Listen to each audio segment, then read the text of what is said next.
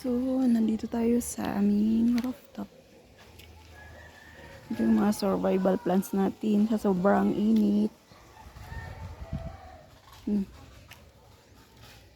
Kung sa ibang lugar ay maulan, dito sa amin halos wala nang ulan. Yan. Ito yung mga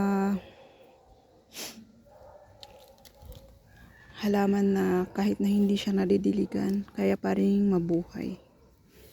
Matigas yung mga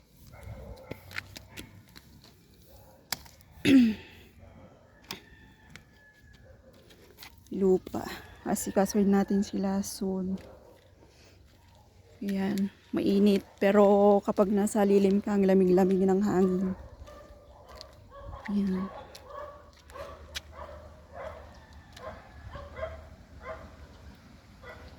Pati yung mga damo na tuyo na sila, yung mga sunflower.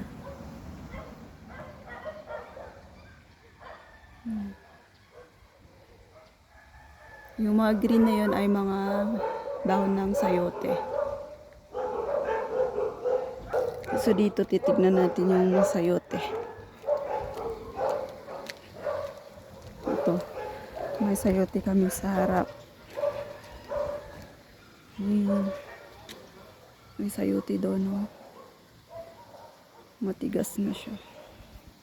Ito. Yan. Mga sayote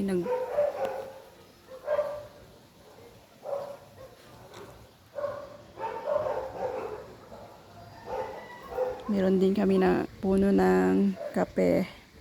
Yan, no?